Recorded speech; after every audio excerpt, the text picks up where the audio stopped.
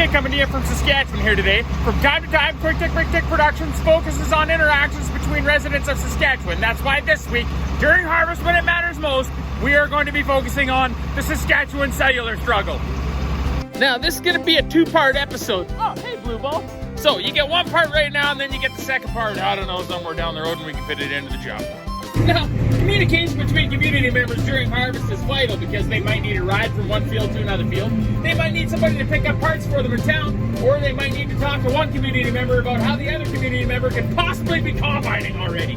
Now, the face of agricultural communication has changed over the last few decades, where we went from house phones to bag phones to flip phones, and then we made the graduation to the smartphone, and some community members had a tough time making the adjustment. That's not always technology. Sometimes community members are handcuffed by limited cellular telephone service or the Saskatchewan telephone etiquette requirements. Let us have a look at several cellular struggles. We're sorry, the number you have dialed is not in service at this time. Now, one of the largest challenges of living in rural Saskatchewan is maintaining cellular service. Let's have a play-by-play look at a cellular telephone call between two community members. Okay, so community member A is at an agricultural failure and is calling community member B to see if they can pick parts up for them in town. But community member A is calling from inside the shop with poor cellular service. It's this power steering pump again. I need parts. I think Dick said he was going to town. I wonder if he's in town.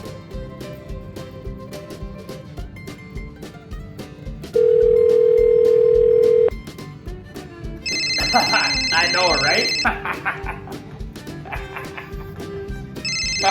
Quick, I wonder what's up. Hey, Yellow. How's it going, Dick? Oh, not so bad. And you? Alright, now here's where we reach our first cellular struggle. You see, community member A knows that they're living on borrowed time with cellular service, but they cannot cut straight to business with community member B. They must adhere to the Saskatchewan telephone etiquette requirements and ask at least one of the following questions to break the ice. What community member B is up to? So, what are you up to? How harvest is going? So how's harvest going? How's the yields? How a specific family member is doing. How's your mom doing? Is she better after that nasty flu she had? How the new second-hand combine is running. How's that new second-hand combine running you picked up from the auction, you rich bastard?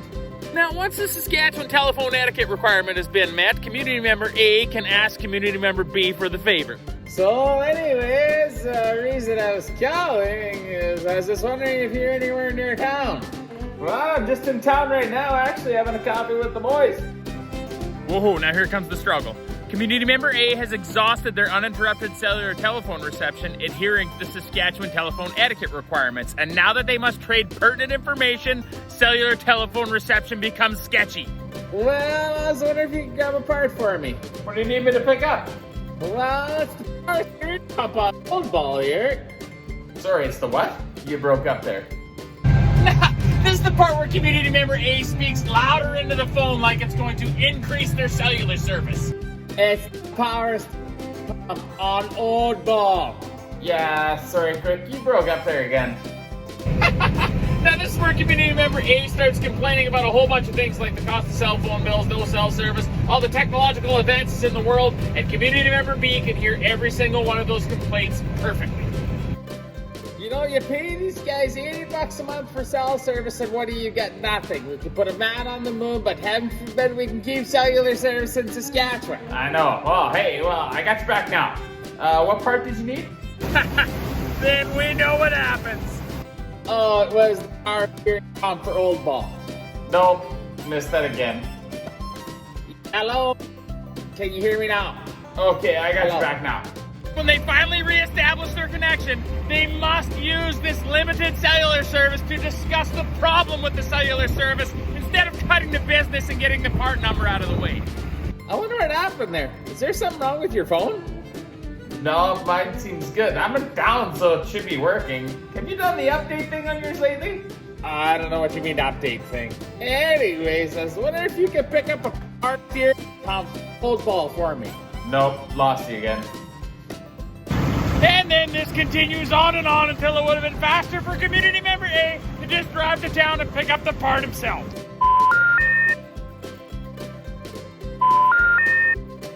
Now, in some cases, cellular telephone service is lost altogether, which presents a whole new mess of cellular struggles. Now, here we see this situation exemplified by two community members in which community member A is phoning community member B for a ride from the grain truck all the way back over to the combine. I wonder if BMA can give me a ride back to the combine.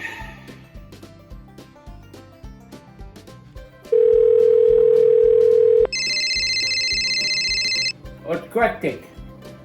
Yellow. BMA, how's she going today? Not too pretty bad. How about yourself? Oh, pretty good. So what are you up to today? Your mom's got me picking taters. I don't know why she plants so many in the spring. She's never there to help in the fall. Oh yeah, did you want me to share that opinion with her or just keep it between us? You know that'll be between us. She picks taters more than I ever did. Figured so. This is where community member A loses cell service, but both community members try and stay on the line to see if they still have a connection with each other. Anyways, read. Hello? Calling. Hello? Hello. Hello? Hello. BMA. What the hell's Are you going on here? Hello. Then this is where both community members blame each other's cellular device. It must be his phone. He has no idea how to run these things. Must have been his phone. I told him to replace that thing a year ago. So now comes the awkward time where community member A waits for community member B to call him back, except community member B is waiting for community member A to call him back. He'll call back. Now, this situation has two endings. Two community members either wind up not calling each other back, waiting for the other to call them, or they call each other back at the exact same time and get each other's voicemails. Well, maybe I should call him.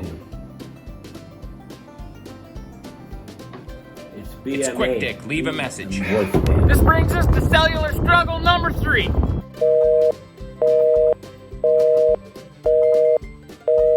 Now, community member A is from a younger generation and knows that leaving a voicemail is completely pointless and will just simply send a text message to community member B. But community member B has to leave a voicemail for community member A because they come from a school where a voicemail was the only way you could tell who was looking for you. The struggle is passed on to community member A to have to battle limited cell service and listen to the voicemail. Yeah, quick dick. Your dad here. BMA. Ah, excellent! Well, thank you for not only confirming that the caller ID works on my smartphone, but that you're also actually biologically my father. It's 10 o'clock right now. Yes, thank you again. It was bad enough I had to listen to what's-her-name from Saskatchewan explaining the exact same thing to me 30 seconds ago. New voice message received. And then we put icing on the voicemail cake with this. I lost you, but you can give me a call back. 272-1717. Oh, is that what your cellular telephone number is? Thank goodness you gave it to Quick Dick because he doesn't have it in his contacts at all in his phone, and it's not on his call history from 3 seconds ago. Anyways, talk to you later. Bye. Always gotta throw that Saskatchewan goodbye in there, eh? Haha! These struggles are real, my friends. This has been part 1 of the Saskatchewan cellular struggle. Join us in the future for part 2 where we review the text message, agricultural phone tag, and the elusive dead battery. Until next time, this is Quick Dick McDick signing off, reminding you nothing makes a Saskatchewanian more nervous than a gas tank close to empty with no cell service. Catch you next time.